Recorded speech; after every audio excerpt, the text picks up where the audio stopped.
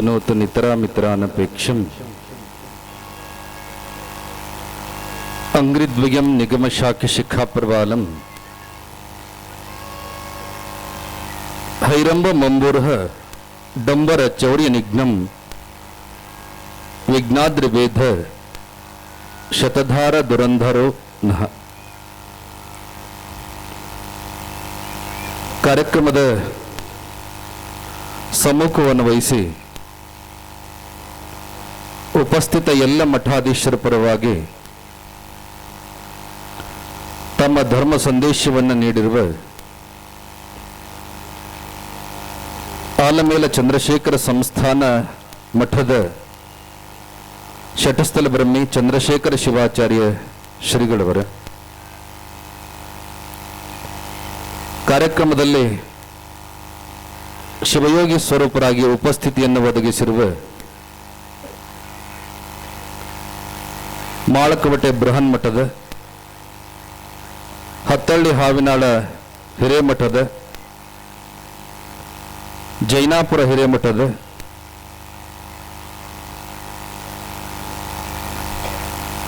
ಆಲ್ಮೇಲದ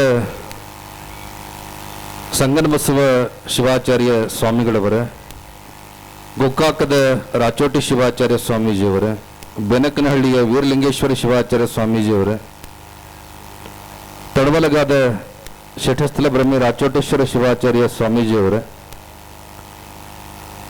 ವಿಶೇಷವಾಗಿ ಈ ಕಾರ್ಯಕ್ರಮದ ಎಲ್ಲ ಮಾರ್ಗದರ್ಶನವನ್ನು ಮಾಡಿ ನೇತೃತ್ವವನ್ನು ವಹಿಸಿ ನಿಮ್ಮೆಲ್ಲರ ಆಧ್ಯಾತ್ಮಿಕ ಮಾರ್ಗದರ್ಶಕರು, ಧರ್ಮಾಚರಣೆಗಳ ನಿರ್ದೇಶಕರು ಆದಂತಹ ಶಟಸ್ಥಲ ಬ್ರಹ್ಮಿ ಮುಪ್ಪಿನಾರ ಶಿವಾಚಾರ್ಯ ಶ್ರೀಗಳವರ, ಇಂಚಿಗೇರಿಯ ರುದ್ರಮುನಿ ದೇವರ, ಕಾರ್ಯಕ್ರಮದಲ್ಲಿ ಗಣ್ಯರ ಸಾಲಿನಲ್ಲಿ ಉಪಸ್ಥಿತಿಯನ್ನು ಒದಗಿಸಿರುವ ಎಂ.ಆರ್. ಪಾಟೀಲ್ರವರ, ಶ್ರೀಶೈಲಗೌಡ ಬಿರಾದಾರ್ ಅವರ, ಉಳಿದೆಲ್ಲ ಗಣ್ಯಮಾನ್ಯ ಅತಿಥಿಗಳು, ಪ್ರಾಸ್ತಾವಿಕವಾಗಿ ಬಹಳ ಸುಂದರವಾಗಿ ಈ ಗ್ರಾಮದ ಬಗ್ಗೆ, ರೈತರ ಬಗ್ಗೆ, ದೇಶ ಗುರು ಸಂಸ್ಕೃತಿಯ ಬಗ್ಗೆ ಮಾತನಾಡಿರುವಂತಹ ರಾಜ್ಕುಮಾರ್ ದೈವಾಡಿ ಅವರ, ಸಂಚಾಲಕರಾದಂತಹ ಕಾಶಿನಾಥ್ ತಾವಸ್ಕರ್ ಅವರು, ವಿಶೇಷವಾಗಿ ಕಳೆದ ಹಲವಾರು ದಿನಗಳಿಂದ ಪುರಾಣ ಪ್ರವಚನವನ್ನು ನಡೆಸಿಕೊಂಡು ಬಂದಿರುವಂತಹ ವೇದಮೂರ್ತಿ ಪಂಡಿತ ಸೋಮಶೇಖರಯ್ಯ ಕಂಟಿಕಾರ್ ಮಠ ಅವರು, ಜೊತೆಗೆ ಸಂಗೀತ ಕಲಾ ಬಳಗದ ಯಾವತ್ತು ಗ್ರಾಮದ ಹಿರಿಯರೇ, ಕಿರಿಯರೇ, ತಾಯಂದಿರೇ, ಪತ್ರಿಕಾ ಮಾಧ್ಯಮದವರೇ, ಗ್ರಾಮ ಪಂಚಾಯಿತಿಯ, ತಾಲೂಕು ಪಂಚಾಯಿತಿಯ, ಜಿಲ್ಲಾ ಪಂಚಾಯಿತಿಯ ಎಲ್ಲ ಜನಪ್ರತಿನಿಧಿಗಳವರೇ, ಮುದ್ದು ಮಕ್ಕಳು ಸೇರಿದಂತೆ ನಿಮ್ಮೆಲ್ಲರಿಗೂ ಜಗದ್ಗುರು ಪಂಚಾಚಾರ್ಯರು, ಉಜ್ಜಯಿನಿ ಪೀಠದ ಜಗದ್ಗುರು ಕ್ಷೇತ್ರನಾಥ ನವಲಸಿದ್ದೇಶ್ವರ ಮಹಾಸ್ವಾಮಿ, ಜಗನ್ಮಾತೆ ಗೌರಿದೇವಿ ಅನಂತ ಸನ್ಮಂಗಲಗಳನ್ನು ಅನುಗ್ರಹಿಸಲಿ ಅನ್ನುವಂತಹ ಶುಭ ಹಾರೈಕೆಗಳನ್ನು ಆಶೀರ್ವಾದ ಮಾಡತಕ್ಕಂಥವರಾಗಿದ್ದೇವೆ. ಈ ನಾಡು ಸಮೃದ್ಧವಾಗಲಿ, ಸುಭಿಕ್ಷವಾಗಲಿ, ಒಳ್ಳೆಯ ಮಳೆಯಾಗಲಿ, ಒಳ್ಳೆಯ ಬೆಳೆಯಾಗಲಿ, ಬೆಳೆಗೆ ತಕ್ಕ ಮಾರುಕಟ್ಟೆ ಮೌಲ್ಯ ದೊರೆತು ಈ ದೇಶದ ಬೆನ್ನೆಲುಬು ಅನಿಸಿಕೊಂಡಂತಹ ಅನ್ನದಾತ ರೈತನ ಬದುಕು ಉತ್ತಮಗೊಳ್ಳಲಿ, ಎಲ್ಲರ ವ್ಯವಹಾರ, ವ್ಯಾಪಾರ, ಉದ್ಯೋಗಗಳು ಅಭಿವೃದ್ಧಿಯಾಗಲಿ, ವಧುವರರ ಕಲ್ಯಾಣವಾಗಲಿ, ವಿದ್ಯಾರ್ಥಿಗಳ ಭವಿಷ್ಯ ಉಜ್ವಲವಾಗಲಿ, ಸಂತಾನಾಪೇಕ್ಷಿ ದಂಪತಿಗಳಿಗೆ ದೇಶಭಕ್ತ, ವಿದ್ಯಾ ವಿನಯ ಸಂಸ್ಕಾರವಂತ ಧರ್ಮನಿಷ್ಠ ಮಕ್ಕಳು ಹುಟ್ಟುವಂತಾಗಲಿ, ಗ್ರಾಮದ, ಪಟ್ಟಣದ, ರಾಜ್ಯದ, ದೇಶದ ಎಲ್ಲ ಜನರು ನಾವು ಇಂಥ ಜಾತಿಯವರು, ಜನಾಂಗದವರು, ಧರ್ಮದವರು ಅನ್ನೋದಕ್ಕಿಂತ ಬದಲಾಗಿ ನಾವೆಲ್ಲರೂ ಈ ದೇಶದ ಸತ್ಪ್ರಜೆಗಳು, ಭಾರತ ಮಾತೆಯ ಮಕ್ಕಳು, ನಾವೆಲ್ಲರೂ ಭಾರತೀಯರು ಅನ್ನುವಂತಹ ಸಮನ್ವಯ ಭಾವ ಎಲ್ಲರಲ್ಲೂ ಒಡಮೂಡುವಂತ ಆಗಲಿ ಅನ್ನುವಂತಹ ಅನಂತ ಸನ್ಮಂಗಲಗಳನ್ನು ಮತ್ತೊಮ್ಮೆ ಮೊದಲೊಮ್ಮೆ ನಿಮ್ಮೆಲ್ಲರಿಗೂ ಕೂಡ ಆಶೀರ್ವಾದ ಮಾಡತಕ್ಕಂಥವರಾಗಿದ್ದೇವೆ.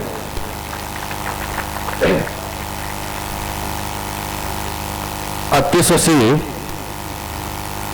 ಬೆಟ್ಟದ ಮೇಲಿರೋ ದೇವಸ್ಥಾನದಲ್ಲಿ ದೇವರ ದರ್ಶನಕ್ಕೆ ಹೋಗಿದ್ರು.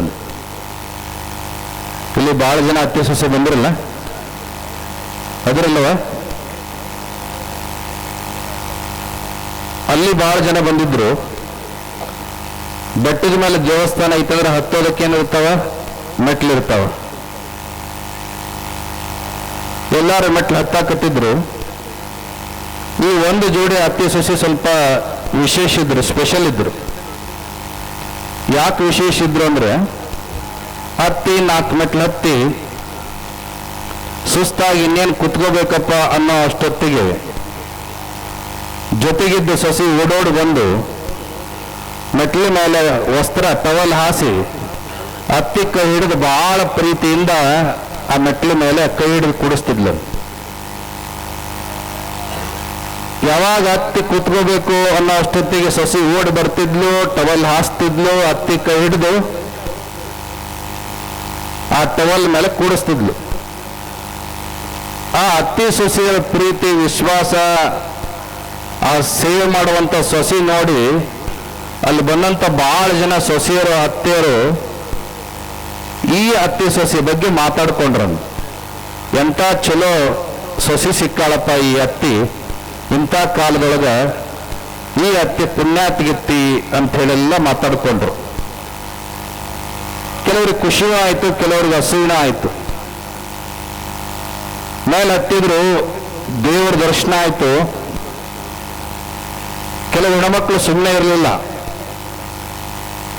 ಒಂದಿಷ್ಟು ಜನ ಸೊಸೆಯರು ಸೇರ್ಕೊಂಡು ಆ ಸೇವೆ ಮಾಡ್ತಿದ್ಲಲ್ಲ, ಟವಲ್ ಹಾಸಿ ಹತ್ತಿ ಕೂಡಿಸ್ತಿದ್ಲಲ್ಲ, ಆ ಸೊಸೆ ಹತ್ರ ಬಂದು ಕೇಳೇ ಬಿಟ್ರು, ನಿಮ್ಮ ಅತ್ತಿನ ಇಷ್ಟು ಜತನ ಮಾಡ್ಕೊಂಡು ಕರ್ಕೊಂಬಂದಲ್ಲ, ಆರೈಕೆ ಮಾಡ್ಕೊಂಡು ಕರ್ಕೊಂಬಂದಲ್ಲ, ಎಷ್ಟು ಪ್ರೀತಿ ಮಾಡಾಕತ್ತಿಯಲ್ಲ ನಿಮ್ಮ ಅತ್ತಿನ, ನಿಮ್ಮ ಅತ್ತಿ ಏನು ಕೊಟ್ಟಾಳ ನಿನಗ? ಏನು ಬಂಗಾರ ಗಿಂಗಾರ ಜಾಸ್ತಿ ಕೊಟ್ಟಾಳ ಕಾಣ್ತದೆ, ಇಲ್ಲ ಯಜಮಾನಕ್ಕೆ ಬೀಗನ ಈಗ ಕೊಟ್ಟಂಗೆ ಕಾಣ್ತದೆ ನಿನ್ನ ಕೈಯಾಗ, ಅದಕ್ಕೆ ಇಷ್ಟು ನಿಮ್ಮ ಅತ್ತಿ ಮೇಲೆ ನಿನಗೆ ಜೀವದಿ ಪ್ರೀತಿ ಐತಿ ನಿನಗ ಅಂಥೇಳಿ ಕೇಳಿದ್ರು. ಜೊತೆಗೆ ನಮಗೂ ಒಂದಿಷ್ಟು ಏನಾರು ಹೇಳ್ಕೊಡು ಅಂತ ಕೇಳಿದ್ರು. ಆ ಮಾತುಗಳನ್ನು ಕೇಳಿದ ಉಳಿದ ಹೆಣ್ಮಕ್ಳಿಗೆ ಈ ಸೇವೆ ಮಾಡಿದ ಸೊಸೆ ಇದ್ಲಲ್ಲ, ಆಕೆಂತಾಳಂತ, ಯಾವ ಸೇವೆನೂ ಇಲ್ಲ, ಪ್ರೀತಿನೂ ಇಲ್ಲ, ಭಕ್ತಿನೂ ಇಲ್ಲ, ಬೆಳಿಗ್ಗೆ ಎದ್ದು ದೇವಸ್ಥಾನಕ್ಕೆ ಹೋಗೋಣ ನಡೀತಾಯಿ ಅಂತೇಳಿ ನಮ್ಮ ಅತ್ತಿ ನನಗೆ ಹೊಂಡಿಸ್ಕೊಂಡು ಬಂದ್ಲು. ಇನ್ನೇನು ತಯಾರಾಗಿ ಹೊಂಡಬೇಕು, ಅವಾಗ ನಮ್ಮ ಅತ್ತಿ ಬಂದ ನನ್ನ ಹತ್ರ, ಈ ತಾಯಿ ಯಾವುದು ಚಲೋ ಸೀರೆ ಇಲ್ಲ ನನಗೆ ಉಡಾಕ, ನಿನ್ನೊಂದು ರೇಷ್ಮೆ ಸೀರೆ ಕೊಡು ಅಂತೇಳಿ ನಾನು ಸೀರೆ ಉಟ್ಕೊಂಡ್ ಬಂದಾಳ. ಅರ್ಥ ಆಯ್ತನವ? ಎಲ್ಲಿ ಬೇಕಲ್ಲಿ ಕೂತ್ಕೊಂಡ್ರೆ ಸೀರೆ ಯಾರ್ದು ಹೊಲಸಾಗ್ತದ? ಮನೆಗೆ ಹೋದ್ಮೇಲೆ ಯಾರು ತೊಳಿಬೇಕು? ಅದಕ್ಕೆ ಎಲ್ಲಿ ಬೇಕಲ್ಲಿ ಹತ್ತಿ ಕೂಡುವಂತ ಸಂದರ್ಭದೊಳಗೆ ಆ ಸೀರೆ ಹೊಲಸಾಗಬಾರದು ಅಂತೇಳಿ ಟವಲ್ ಹಾಸಿ ಹತ್ತಿನ ಮತ್ತೆ ಅತ್ತಾಗಿತ್ತ ಕುಂತಾಳು ಅಂತೇಳಿ ಬಿಗಿಯಾಗಿ ಕೈ ಹಿಡಿದು ಆ ಟವಲ್ ಮೇಲೆ ಕೂಡಿಸ್ತಿದ್ಲಂತ. ಅದಕ್ಕೆ ಯಾವ ಭಕ್ತಿ ಇಲ್ಲ, ಪ್ರೀತಿ ಇಲ್ಲ ಅಂತ ಆ ಸೊಸಿ ಅಂದ್ಲಂತೆ. ಆದ್ರೆ ರಾಜ್ಕುಮಾರ್ ಅವ್ರು ಹೇಳಿದ ಹಾಗೆ ಕೇವಲ ಗಂಡುಮಕ್ಕಳು ದಾಳಿಂಬೆ ಬಡದು ಗುಂಡು ಕಲ್ಲಿನ ಗಂಡದೆಯ ಗಂಡುಮಕ್ಕಳು ಅಷ್ಟೇ ಅಲ್ಲ, ಭಕ್ತಿ ಎನ್ನುವಂತ ಹಾಸಿಗೆಯನ್ನು ಹಾಸಿ ಉಜ್ಜಯಿನಿ ಜಗದ್ಗುರುಗಳವ್ರನ್ನ ಅತ್ಯಂತ ಭಕ್ತಿಯಿಂದ ಕರೆದುಕೊಂಡು ಬಂದಂತಹ ಸಾವಿರ ಕುಂಭ ಆರತಿ ಬೆಳಗ್ಗೆ ಗೌರವದೊಂದಿಗೆ ಅತ್ಯಂತ ವೈಭವಪೂರ್ವಕವಾಗಿ ಅಡ್ಡಪಲ್ಲಕ್ಕಿ ಮಹೋತ್ಸವ ಮಾಡಿದಂಥ ಭಕ್ತರು ಯಾವರೊಳಗದಾರ ಅಂದ್ರೆ ಅದು ಜಿಗಜೇವಣಿ ಗ್ರಾಮದೊಳಗದಾರ ಅನ್ನುವಂಥದ್ದನ್ನ ಬಹಳ ಅಭಿಮಾನ ಮತ್ತು ಪ್ರೀತಿಯಿಂದ ನಾವಾದ್ರೂ ಕೂಡ ಹೇಳೋದಕ್ಕೆ ಬಯಸ್ತೇವೆ.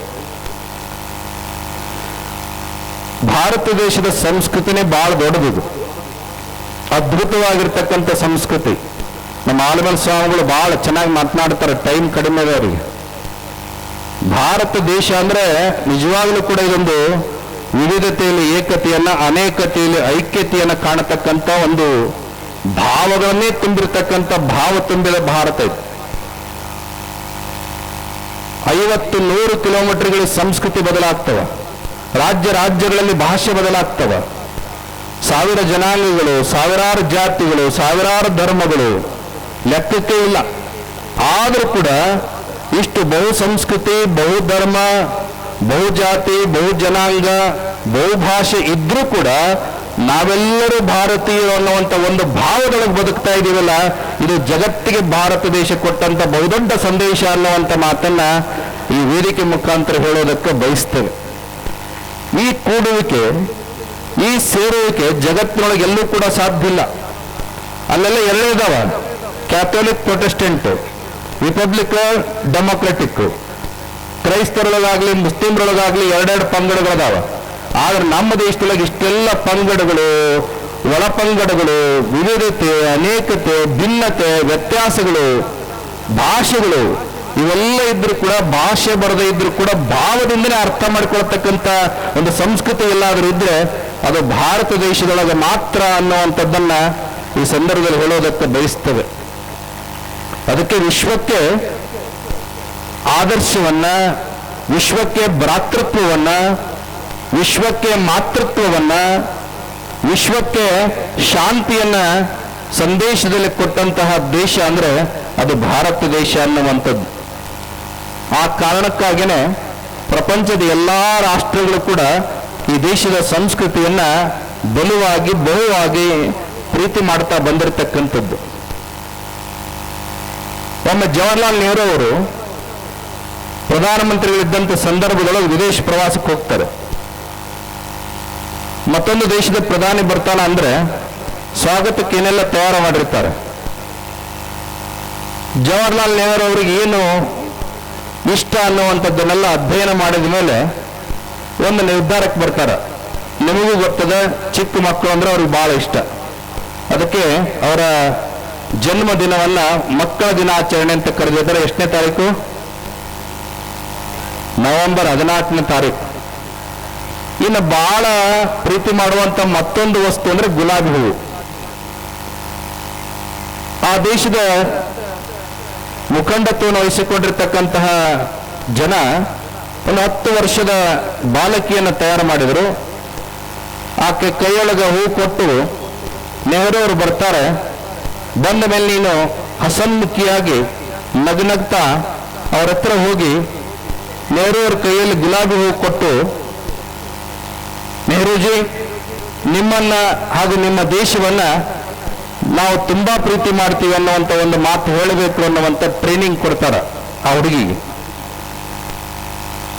ನೆಹರು ಅವರು ಬಂದ್ರು, ಆ ಮಗು ಅವ್ರ ಹತ್ರ ಹೋಯ್ತು.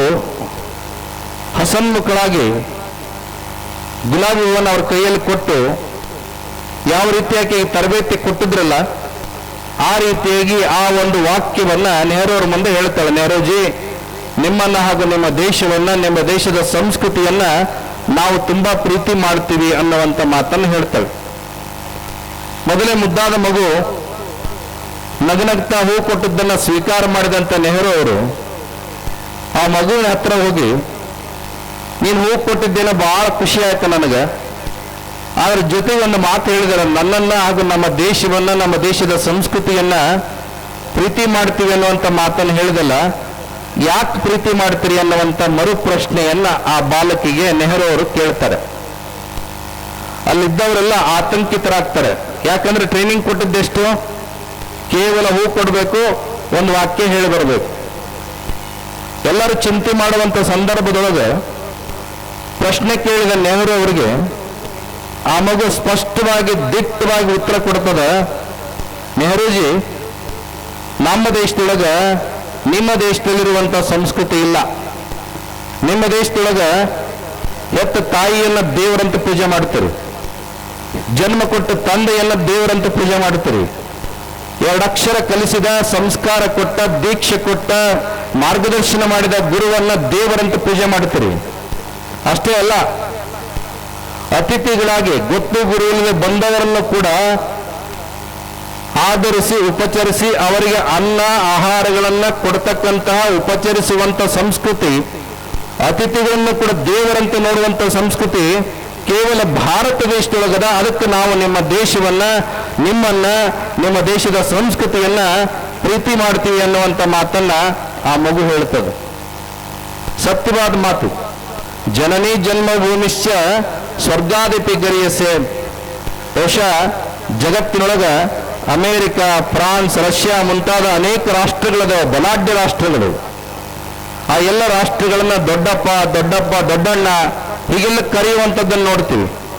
ಆದರೆ ಪ್ರಪಂಚದ ಯಾವುದೇ ಒಂದು ರಾಷ್ಟ್ರವನ್ನ, ಸುಮಾರು 247 ರಾಷ್ಟ್ರಗಳಿದ್ದಾವೆ, ಆ ಎಲ್ಲ ರಾಷ್ಟ್ರಗಳಲ್ಲಿ ಒಂದೇ ಒಂದು ರಾಷ್ಟ್ರ, ಅದು ಕೇವಲ ಭಾರತ ಮಾತ್ರ, ಅದು ತಾಯಿಗೆ, ಜಗಜ್ಜನನಿಗೆ, ಶಕ್ತಿಗೆ, ಹೆಣ್ಣಿಗೆ ಗೌರವಿಸಿ ಭಾರತ ಮಾತಾ ಅಂತ ಕರೆದಿರ್ತಕ್ಕಂಥ ರಾಷ್ಟ್ರ ಯಾವುದಾದ್ರೂ ಇದ್ರೆ ಅದು ನಮ್ಮ ದೇಶ ಭಾರತ ಅನ್ನುವಂಥದ್ದನ್ನು ನಾವು ನೆನಪಿನಲ್ಲಿ ಇಟ್ಕೋಬೇಕು. ಅಂದ್ರೆ ಇಡೀ ಜಗತ್ತಿನ ಒಂದು ದೇಶವನ್ನೇ ತಾಯಿಗೆ ಹೋಲಿಸಿ ಗೌರವಿಸಿದಂತಹ ಸಂಸ್ಕೃತಿ ನಮ್ಮದು ಅನ್ನುವಂಥದ್ದು. ಅಷ್ಟೇ ಅಲ್ಲ, ಬಹುಶಃ ಬಹಳ ಜನ ಹೆಣ್ಮಕ್ಳು ಕೂತಿದ್ದೀರಿ. ಮೊದಲು ಒಂದು ಮಾತು ಹೇಳಿದೆ, ಜನನಿ ಜನ್ಮಭೂಮಿಶ್ಚ ಸ್ವರ್ಗಾದಪಿ ಗರಿಸೆ. ಕೇವಲ ಹೆತ್ತ ತಾಯಿಯನ್ನ ದೇವರು, ಹೆತ್ತ ತಾಯಿಯನ್ನ ಸ್ವರ್ಗಕ್ಕಿಂತ ಮಿಗಿಲು ಅಂತ ಹೇಳಲಿಲ್ಲ. ಆಶ್ರಯ ಕೊಟ್ಟ ಭೂಮಿಯನ್ನು ಕೂಡ ತಾಯಿಯ ಸ್ವರೂಪದಲ್ಲಿ ಕಂಡಂತ ಸಂಸ್ಕೃತಿ ನಮ್ದು. ಸ್ವಾಮೀಜಿಯವರು ಹೇಳಿದರು, ಹಕ್ಕಿ ಹಾರಾಡೋದನ್ನ ಕಂಡುಹಿಡಿದು ನೋಡಿ ವಿಮಾನ ಕಂಡುಹಿಡಿದ್ರು, ನೀರೊಳಗೆ ಮೀನು ಈಜಾಡೋದನ್ನ ನೋಡಿ ಹಡಗು ಕಂಡುಹಿಡಿದ್ರು, ಸೂಪರ್ ಕಂಪ್ಯೂಟರ್ ಕಂಡುಹಿಡಿದ್ರು. ಬಹಳ ವರ್ಷ ಬೇಡ, 84ಕ್ಕಿಂತ ಮುಂಚೆ ಯಾರ ಮನೆಯೊಳಗೆ ಟಿವಿಗಳು ಇರಲಿಲ್ಲ. ಬ್ಲ್ಯಾಕ್ ಆ್ಯಂಡ್ ವೈಟ್ ಟಿವಿ ಬಂದವು, ಅದು ವಿಷಯ ದೊಡ್ಡ ಡೂಮ್ ಅಂತ ಇದ್ದು. ಆ ನಂತರದಲ್ಲಿ ಒಂದೇ ಚಾನಲ್ ಇತ್ತು, ಅದು ಡೆಲ್ಲಿ ದೂರದರ್ಶನ ಅಂತ. ಆಮೇಲೆ ಬೆಂಗಳೂರು ಚಂದನ ಚಾಲು ಆಯ್ತು. ಅವಾಗ ರಿಮೋಟ್ ಇರಲಿಲ್ಲ, ನಿಮ್ಮ ಹತ್ರ ಇದ್ವ ರಿಮೋಟು? ಏನೂ ಇರಲಿಲ್ಲ, ಅಲ್ಲೇ ಹೋಗಿ ಚಾಲೂ ಮಾಡುವಂತ ಪದ್ಧತಿ ಪರಿಸ್ಥಿತಿ ಇತ್ತು. ಆಮೇಲೆ ಏನೆಲ್ಲ ವ್ಯವಸ್ಥೆ ಆಯ್ತು, ಏನೆಲ್ಲ ಟೆಕ್ನಾಲಜಿ ಬಂತು, ನಿಮಗೇನು ಹೇಳಬೇಕಾಗಿಲ್ಲ. ಕಲರ್ ಟಿವಿ ಬಂದವು, HD ಬಂತು, 3D ಬಂತು. ಈಗ ಆ ಟಿವಿ ಸೈಜ್ ಎಲ್ಲ ಪೇಪರ್ ತರ ಆಗಿದಾವ, ಅಂದ್ರೆ ಸ್ಲಿಮ್ ಆಗಿದಾವ. ಮನುಷ್ಯರ ಹೊಟ್ಟೆ ಏನಾಗಿದಾವ? ಮೊದಲು ಟಿವಿ ಇದ್ವಲ್ಲ ಹಂಗಾಗಿದಾವ. ಅದು ಬೇರೆ ವಿಚಾರ. ಯಾಕಂದ್ರೆ ಅದೆಲ್ಲ ಭಾಗ್ಯಗಳು, ಪುಕ್ಸಟ್ಟೆ ಭಾಗ್ಯಗಳ ಕಡೆಯಿಂದ ಹಂಗಾಗ್ಯದ. ಶ್ರಮ ಸಹಿತವಾದ ದುಡಿಮಿದ್ರೆ ಯಾರೂ ಕೂಡ ಡೂಮ್ ಆಗುವಂತ ಅವಶ್ಯಕತೆನೇ ಇಲ್ಲ. ಆದ್ರೆ ನಮ್ಮ ಜನ ಇಲ್ಲೇನದಾರಲ್ಲ, ಎಲ್ಲರೂ ಬಹಳ ಶ್ರಮಜೀವಿಗಳದಾರ ಅನ್ನುವಂಥದ್ದನ್ನು ಬಹಳ ಅಭಿಮಾನದಿಂದ ಹೇಳೋದಕ್ಕೆ ಬಯಸ್ತೇವೆ. ಹಾಗೆ ಟೆಕ್ನಾಲಜಿ ಮುಂದುವರೆದ. ಒಂದು ಗೇಮ್ ಇದ್ದದ ರಿಮೋಟ್ನೊಳಗೆ ಪ್ರಪಂಚದಲ್ಲಿ ಎಷ್ಟು ಚಾನಲ್ ಅದಾವ ಎಲ್ಲ ನೋಡುವಂತ ವ್ಯವಸ್ಥೆಯನ್ನು ಪಡ್ಕೊಂಡಿದ್ದೀರಿ. ಇದ್ರ ಜೊತೆ ಮೊದಲು ವೈರ್ ಸಹಿತವಾದ ಲ್ಯಾಂಡ್ಲೈನ್ ಫೋನ್ ಇತ್ತು. ಎಲ್ಲರೂ ಅಲ್ಲಿಗೆ ಬಂದು ಮಾತಾಡ್ತಿದ್ರು. ಮನೆಗೆ ಎಷ್ಟು ಜನ ಇದ್ರು ಅಲ್ಲಿಗೆ ಬರಬೇಕಿತ್ತು. ಬಹಳ ಖುಷಿ ಇತ್ತು ಅದು ವಾತಾವರಣ. ಈಗ ಏನಾಗಿದೆ, ಮೊಬೈಲ್ ಬಂತು, ವೈರ್ಲೆಸ್ ಆಯ್ತು, 2G 3G 4G, ಈಗ 5G ಬಂದದ. ಹೌದಾ? ಪ್ರಪಂಚದ ಯಾವುದೇ ಭಾಗದಲ್ಲಿದ್ದರೂ ಕ್ಷಣ ಮಾತ್ರದೊಳಗೆ ಒಬ್ಬರನ್ನೊಬ್ರು ಸಂಪರ್ಕ ಮಾಡಬಹುದಾದ ವ್ಯವಸ್ಥೆಯನ್ನು ಕಂಡುಕೊಂಡಿದ್ದೀರಿ. ಇದ್ರ ಜೊತೆಗೆ ಕ್ಲೋನಿಂಗ್ ಅನ್ನುವಂಥ ತಂತ್ರಜ್ಞಾನ ಬಂದದು. ಕ್ಲೋನಿಂಗ್ ಅಂದ್ರೆ ತದ್ರೂಪಿ ಸೃಷ್ಟಿ ಮಾಡೋದು. ಮೊದಲು ಬಟಾಣಿ ಸೃಷ್ಟಿ ಮಾಡಿದ್ರು, ಆಮೇಲೆ ಇಲಿ ಸೃಷ್ಟಿ ಮಾಡಿದ್ರು, ಹಂದಿ ಸೃಷ್ಟಿ ಮಾಡಿದ್ರು, ರೋಬೋಟ್ ಬಂದದ. ಮುಂದಿನ ದಿನಮಾನಗಳಲ್ಲಿ ತದ್ರೂಪಿ ಮಾನವನ ಸೃಷ್ಟಿ ಆಗುವಂಥ ದಿನಗಳೇನು ದೂರಿಲ್ಲ. ಪ್ರಣಾಳ ಶಿಶು ಬಂತು, IVF ಬಂತು. ಇವೆಲ್ಲ ಟೆಕ್ನಾಲಜಿಯ ಒಂದು ಉತ್ಕರ್ಷದ ಸಂಶೋಧನೆಯ ಫಲಗಳೇ. ಇದರ ಜೊತೆಗೆ ನಿಮಗೆಲ್ಲ ನೆನಪಿರಲಿ, ಬಹಳ ಜನ ಹಳ್ಳಿಯವರಿಗಿರಲಿ, ಮೊದಲೆಲ್ಲ ಹಳ್ಳಿಗೆ ಒಬ್ಬರೇ ಡಾಕ್ಟರ್ ಇರ್ತಿದ್ರು. ಆ ಡಾಕ್ಟರ್ ಹತ್ರ ಏನೇ ಶರೀರದ ರೋಗಗಳು ಬಂದರೂ ಎಲ್ಲರೂ ಅಲ್ಲಿಗೆ ಹೋಗ್ತಿದ್ರು. ಈಗ ಹಂಗಿಲ್ಲ. ಕಣ್ಣಿಗೆ ನೋವಾದ್ರೆ ಕಣ್ಣಿನ ಡಾಕ್ಟರ್ ಹತ್ರನೇ ಹೋಗ್ಬೇಕು, ಕಿವಿಗೆ ನೋವಾದ್ರೆ ಅವನ ಹತ್ರನೇ ಹೋಗ್ಬೇಕು, ಹಲ್ಲಿಗೆ ನೋವಾದ್ರೆ ಅವನ ಹತ್ರನೇ ಹೋಗ್ಬೇಕು. ಅಂದ್ರೆ ದೇಹದೊಳಗ ಎಲ್ಲರೂ ಕೂಡ ಎಷ್ಟೆಲ್ಲ ಅವಯವಗಳದಾವ, ಅಷ್ಟು ರೋಗಗಳದಾವ, ಅಷ್ಟು ಡಾಕ್ಟರ್ ಸುತ್ತಾರ, ಅಷ್ಟು ಔಷಧಿಗಳು ಬಂದಾವ. ಆದರೆ ಇವತ್ತಿಗೆ ಒಂದನ್ನ ಮರು ಸೃಷ್ಟಿ ಮಾಡೋದಕ್ಕಾಗಿಲ್ಲ. ಯಾವುದನ್ನ? ಈ ಭೂಮಿನ. ಯಾವುದೇ ಪವಾಡ, ಯಾವುದೇ ವಿಜ್ಞಾನ, ಯಾವುದೇ ವ್ಯಕ್ತಿ ಒಂದು ಕಾಲನ್ನ ಎರಡು ಕಾಲ ಮಾಡಿಕೊಡ್ಲಿಕ್ಕೆ ಆಗೋದಿಲ್ಲ. ಆಗುತ್ತಾ? ಅದೇ ಭೂಮಿ ತಾಯಿ, ರೈತರು ಕೈ ಮುಗಿದು ಪ್ರಾರ್ಥನೆ ಮಾಡಿ ನನ್ನವ ಕಾಪಾಡವ ಅಂಥೇಳಿ ವಿನಂತಿ ಮಾಡಿದೆ ಒಂದೊಂದು ಕಾಳನ್ನ ಆ ತಾಯಿಗೆ ದಾನವಾಗಿ ಕೊಡ್ತೀರಿ ನೀವು. ಒಂದು ಕಾಳನ್ನ ದಾನವಾಗಿ ಸ್ವೀಕಾರ ಮಾಡಿದ ಆ ಭೂಮಿ ತಾಯಿ ನೂರಾರು ಕಾಳಿನ ತೆನೆಯನ್ನ ನಿಮಗೆ ನಿಮ್ಮ ಮೇಲಿನ ಕಲ್ಯಾಣಕ್ಕಾಗಿ, ನಿಮ್ಮ ಮೇಲಿನ ಉಪಕಾರಕ್ಕಾಗಿ, ನಿಮ್ಮ ಮೇಲಿನ ಪರೋಪಕಾರಕ್ಕಾಗಿ ಕೊಡ್ತಾ ಇದ್ದಾಳಲ್ಲ. ಈ ಶಕ್ತಿ ಬಹುಶಃ ಜಗತ್ತಿನ ಯಾವ ವಿಜ್ಞಾನದೊಳಗೂ ಇಲ್ಲ. ಆದರೆ ನಮ್ಮ ದೇಶ ಇದನ್ನು ಅರ್ಥ ಮಾಡಿಕೊಂಡು ಇದರೊಳಗ ಅನ್ನ ಕೊಡುವಂತ ಶಕ್ತಿ ಇದೆ, ಜೀವ ಕೊಡುವಂತ ಶಕ್ತಿ ಇದೆ ಅನ್ನುವಂಥದ್ದನ್ನು ಅರ್ಥಕೊಂಡು ಇದಕ್ಕೂ ಕೂಡ ತಾಯಿಯ ಸ್ವರೂಪವನ್ನು ಕೊಟ್ಟಂತ ಸಂಸ್ಕೃತಿ ನಮ್ಮ ಭಾರತ ದೇಶದ್ದು ಅನ್ನುವಂಥದ್ದನ್ನು ನಾವು ನೆನಪಿಸ್ಕೊಳ್ಬೇಕು. ಇನ್ನು ಕುಡಿಯುವಂತ ನೀರನ್ನು ಕೂಡ ಗಂಗಾ ಮಾತಾ ಅಂತ ಕರೆದ್ರು. ಉಣ್ಣುವಂತ ಪ್ರಸಾದ ಒಂದು ತುತ್ತು ಏನೇ ಇರಲಿದು ಅದನ್ನ ಅನ್ನಪೂರ್ಣೆಯ ಆಶೀರ್ವಾದ ಅಂತೇಳಿ ಕರ್ಕೊಂಡ್ರು. ಗೋಮಾತೆಯನ್ನು ಕೂಡ ಮಾತೆಯ ಸ್ವರೂಪದಲ್ಲಿ ಕಂಡಂತ ಸಂಸ್ಕೃತಿ ನಮ್ಮದು ಅನ್ನುವಂಥದ್ದನ್ನ ಯಾರೂ ಕೂಡ ಮರೆಯೋದಕ್ಕೆ ಸಾಧ್ಯ ಇಲ್ಲ. ಅಂತ ಭವ್ಯ ದಿವ್ಯ ಸಂಸ್ಕೃತಿಯನ್ನು ಹೊಂದಿರತಕ್ಕಂಥ ಈ ರಾಷ್ಟ್ರದೊಳಗ ಮಠ, ದೇವರು, ಗುರು, ಆಲಯ ಇವುಗಳ ಸಂಸ್ಕೃತಿ ಇರೋ ಕಾರಣಕ್ಕಾಗಿ ಇವತ್ತು ನೀವೆಲ್ಲರೂ ಕೂಡ ನೆಮ್ಮದಿಯಾಗಿದ್ದೀರಿ, ಸಂಸ್ಕಾರವಂತರಾಗಿದ್ದೀರಿ, ಭಯೋತ್ಪಾದಕತೆಯ ಪ್ರಮಾಣ ಕಡಿಮೆ ಇದೆ ಅನ್ನುವಂಥದ್ದನ್ನ ಅತ್ಯಂತ ಹೆಮ್ಮೆಯ ಮಾತುಗಳಿಂದ ಹೇಳೋದಕ್ಕೆ ಬಯಸ್ತೇವೆ. ಇವತ್ತು ಜಿಗಜೇವಣಿ ಗ್ರಾಮ ನಿಜಕ್ಕೂ ಕೂಡ ನೀವೆಲ್ಲ ನೆನಪಿನಲ್ಲಿ ಇಟ್ಕೋಬೇಕು. 2 ಮಠಗಳು, ಉಜ್ಜಯಿನಿ ಪೀಠದ ಶಾಖಾ ಮಠಗಳು ಈ ಗ್ರಾಮದೊಳಗಿರ್ತಕ್ಕಂಥದ್ದು. ಇವತ್ತು ನೀವೆಲ್ಲ ಕೌದೇಶ್ವರ ಮಹಾರಾಜರು ಅಂತ ಕರಿತೀರಿ. ಆ ಕೌದೇಶ್ವರ ಮಹಾರಾಜರು ಕೌದೇಶ್ವರ ಶಿವಾಚಾರ್ಯರವರು ಉಜ್ಜಯಿನಿ ಪೀಠದ ಪರಂಪರೆಯೊಳಗೆ ಬರ್ತಕ್ಕಂತಹ ಮಠದ ಪರಂಪರೆ, ಇನ್ನೊಂದು ಮುಪ್ಪಿನಾರಿಯ ಮಠದ ಪರಂಪರೆ. 2 ಮಠಗಳು ಕೂಡ ಉಜ್ಜಯಿನಿ ಪೀಠದ ನಂದಿಗೋತ್ರ ಪರಂಪರೆಯ ಮಳಿ ಬಗೆಯ ಪರಂಪರೆಗೆ ಸಂಬಂಧಿಸಿದಂತಹ ಸದ್ಭಕ್ತರು ನೀವಾಗಿದೆ ಎನ್ನುವಂಥದ್ದು. ಬಹುಶಃ ಜಿಗಜೇವಣಿ ಗ್ರಾಮ ಉಜ್ಜಯಿನಿ ಪೀಠದ ಭಕ್ತಿಯ ಅತ್ಯಂತ ಶ್ರದ್ಧೆಯ ಗ್ರಾಮದ ಆರಾಧಕರು ಅನ್ನುವಂಥ ಮಾತನ್ನ ಈ ಸಂದರ್ಭದಲ್ಲಿ ಹೇಳೋದಕ್ಕೆ ಬಯಸ್ತೇವೆ. ಬಹುಶಃ 2016 ಇರಬೇಕು, ಬಹಳ ಅದ್ದೂರಿಯಾದ ಅಡ್ಡಪಲ್ಲಕ್ಕಿ ಉತ್ಸವ ಕಾರ್ಯಕ್ರಮ ಊರೊಳಗೆ ನಡೆದಿರ್ತಕ್ಕಂಥದ್ದನ್ನ ನಾವು ಮರೆಯೋದಕ್ಕಾಗೋದಿಲ್ಲ. ಮತ್ತೆ ಅತ್ಯಂತ ಅದ್ದೂರಿಯಾಗಿರ್ತಕ್ಕಂಥ ಲಕ್ಷದೀಪೋತ್ಸವ ಕಾರ್ಯಕ್ರಮವನ್ನು ಹಮ್ಮಿಕೊಂಡು ಮತ್ತೆ ಅಡ್ಡಪಲ್ಲಕ್ಕಿ ಉತ್ಸವವನ್ನ ನ ಭೂತೋ ನ ಭವಿಷ್ಯತಿ ಅನ್ನುವ ಹಾಗೆ ನಡೆಸಿ ಕಾರ್ಯಕ್ರಮವನ್ನ ಏರ್ಪಾಟು ಮಾಡಿದಿರಿ. ನಿಜಕ್ಕೂ ಕೂಡ ಬಹಳ ಸಂತೋಷ ಅನ್ನಿಸ್ತದ. ಇವತ್ತು ಏನ್ ನೀವೆಲ್ಲ ಇಲ್ಲಿ ದೀಪ ಹಚ್ಚುವಂತ ಕೆಲಸ ಮಾಡ್ತಾ ಇದ್ದೀರಿ, ದೀಪದಂತೆ ನಮ್ಮೆಲ್ಲರ ಬದುಕು ಆಗಬೇಕು ಅಂತ ಒಬ್ಬ ಜ್ಞಾನಿ ಹೇಳ್ತಾನೆ. ದೀಪದಂತೆ ಆಗಬೇಕು ನಮ್ಮ ಬದುಕು. ಒಂದು ದೀಪ ಹಚ್ಚಬೇಕಾದ್ರೆ ಇಲ್ಲಿ ನಿಮ್ಮ ಮುಂದೆ ದೀಪ ಇಟ್ಟಿದ್ದಾರೆ. ಆ ದೀಪ ಹಚ್ಚಬೇಕಾದ್ರೆ ಅಲ್ಲಿ ಏನೇನು ವಸ್ತುಗಳು ಬೇಕು? ಒಂದು ದೀಪಸ್ತಂಭ ಬೇಕು, ಮತ್ತೊಂದು ಬತ್ತಿ ಬೇಕು, ಇನ್ನೊಂದು ಎಣ್ಣೆ ಬೇಕು. ನೆನಪಿಟ್ಕೊಳ್ಳಿ, ದೀಪ ಒಂದು ವೇಳೆ ನಾನೇ ದೊಡ್ಡವ ಅನ್ನುವಂತಹ ಅಹಂಕಾರ ಅದರಲ್ಲಿ ಬಂದಿತ್ತು ಅನ್ನೋದಾದ್ರೆ, ನಾನೇ ದೊಡ್ಡವ ಅನ್ನುವಂತಹ ಭಾವನೆ ಅದರೊಳಗೆ ಬಂದಿತ್ತು ಅನ್ನೋದಾದ್ರೆ ಅದೊಂದೇ ಬೆಳಗಿಸಿಕೊಳ್ಳುವಂತ ಯೋಗ್ಯತೆಯನ್ನು ಪಡ್ಕೊಳ್ಳೋದಿಲ್ಲ. ಅದನ್ನ ಏನ್ ಮಾಡ್ತೀರಿ? ಪೇಪರ್ ಸುತ್ತಿ ಮುಚ್ಚಿಡ್ತೀರಿ. ಅದನ್ನ ಯಾವಾಗ ದೀಪ ಹಚ್ಚೋದಕ್ಕೆ ಅವಕಾಶ ಬರ್ತದ? ದೀಪ ತನ್ನ ಜೊತೆಗೆ ಬತ್ತಿಗೆ ಅವಕಾಶ ಕೊಟ್ಟಾಗ, ತನ್ನೊಳಗೆ ಎಣ್ಣೆಗೆ ಅವಕಾಶ ಕೊಟ್ಟಾಗ, ದೊಡ್ಡವರು ಬಂದು, ಜಗದ್ಗುರುಗಳು ಬಂದು, ಶಿವಾಚಾರ್ಯರು ಬಂದು, ಗಣ್ಯರು ಬಂದು ಆ ದೀಪವನ್ನು ಹಚ್ಚುವಂತಹ ಒಂದು ಕಾಯಕ ನಡೀತದೆ. ಅದಕ್ಕೆ ಇದರ ಅರ್ಥ ಏನಪ್ಪಾ ಅಂತ ಕೇಳಿದ್ರೆ, ಪ್ರತಿಯೊಬ್ಬ ಮನುಷ್ಯ ಹುಟ್ಟಿ ಬಂದ ಮೇಲೆ ಸಂಘ ಜೀವಿ ಆಗಬೇಕು, ಸಮೂಹ ಜೀವಿ ಆಗಬೇಕು, ಕೂಡಿಕೊಂಡು ಬಾಳಬೇಕು, ಜೊತೆಗಿರಬೇಕು ಅನ್ನುವಂಥದ್ದನ್ನ ಈ ದೀಪ ನಮಗೆ ಕಲಿಸ್ಕೊಡ್ತದ. ಅದಕ್ಕೆ ನಾವು ಯಾವಾಗಲೂ ಕೂಡ ಒಂದು ಮಾತು ಹೇಳ್ತಿರ್ತೀವಿ, ನಾಯಕನಾದವನು ತಾನು ಎತ್ತರಕ್ಕೆ ಬೆಳೆದ್ರೆ ಮಾತ್ರ ದೊಡ್ಡ ನಾಯಕ ಅನಿಸ್ಕೊಳ್ಳೋದಿಲ್ಲ. ಯಾವಾಗ ಆತ ನಾಯಕ ಅನಿಸ್ಕೊಳ್ತಾನಂದ್ರೆ ತನ್ನಂತೆಯೇ 10 ಜನರನ್ನ ತನ್ನಷ್ಟು ಎತ್ತರಕ್ಕೆ ಯಾರು ಬೆಳೆಸ್ತಾರ ಅವನು ನಿಜವಾದ ನಾಯಕನಾಗ್ತಾನೆ ಅನ್ನುವಂಥ ಮಾತನ್ನ ಈ ಸಂದರ್ಭದಲ್ಲಿ ಹೇಳೋದಕ್ಕೆ ಬಯಸ್ತೇವೆ. ಯಾಕೆಂತ ಕೇಳಿದ್ರೆ ನಿಮಗೆಲ್ಲ ಗೊತ್ತಿದೆ, 0ಯಿಂದ 9ರವರೆಗೆ ಅಂಕಿಗಳದಾವ. ಅದರೊಳಗೆ ಬಹಳ ದೊಡ್ಡ ಅಂಕಿ ಯಾವುದು? 9 ದೊಡ್ಡದು, ಹೌದಾ? 9 ಏನ್ ಮಾಡ್ತದೆ? ಒಂದ್ ದಿವಸ ತನ್ನ ಎಡಗಡೆಗೆ ಇರ್ತಕ್ಕಂಥ 8 ಹೊಡಿತದೆ. 8 ಸುಮ್ಮನೆ ಇರಲಿಲ್ಲ, 9ರಿಂದ ನಾನು ಹೊಡಿಸ್ಕೊಂಡೇನಂದ್ರೆ ನಾನು ಯಾರು ಹೊಡಿಬೇಕು? 7 ಹೊಡಿತು, 7 6 ಹೊಡಿತು, 6 5 ಹೊಡಿತು, 5 4 ಹೊಡಿತು. ಯಾರು ಯೋಚನೆ ಮಾಡಲೇ ಇಲ್ಲ. 4 3 ಹೊಡಿತು, 3 2 ಹೊಡಿತು, 2 1 ಹೊಡಿತು. 1 ಯೋಚನೆ ಮಾಡ್ತು, ನಾನು ಯಾರು ಹೊಡಿಬೇಕು? ಎಡಗಡೆಗೆ 0 ಅದ.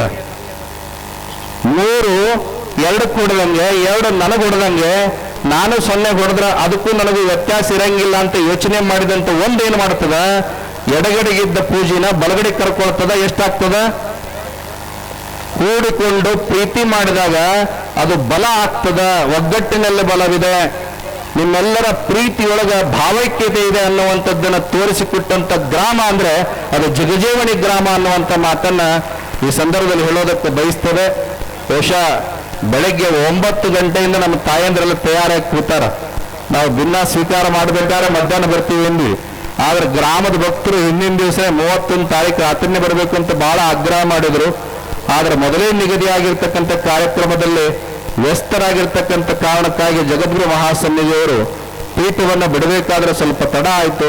ಆದ್ರೆ 10ಕ್ಕೆ ಬಂದವರು ಎಷ್ಟೊತ್ತಾದ್ರೂ ಬರಲಿ, ಗುರುಗಳು ನಾವು ಉತ್ಸವ ಮಾಡೇ ಆಮೇಲೆ ನಾವು ಮನೆಗೆ ಹೋಗ್ತೀವಿ ಅನ್ನುವಂಥ ಗಟ್ಟಿ ಭಕ್ತರು ಇಲ್ಲದಾರಂದ್ರೆ ಅದು ಜಗಜೀವನಿ ಗ್ರಾಮದ ಭಕ್ತರು ಅನ್ನುವಂಥದ್ದನ್ನ ಈ ಸಂದರ್ಭದಲ್ಲಿ ಅತ್ಯಂತ ಪ್ರೀತಿಯಿಂದ ನಾವಾದ್ರೂ ಕೂಡ ಆ ಭಾವನೆಗಳನ್ನು ಹಂಚಿಕೊಳ್ತಾ ಲಕ್ಷ ದೀಪೋತ್ಸವ ಏನು ಏರ್ಪಾಟು ಮಾಡಿದರಿ.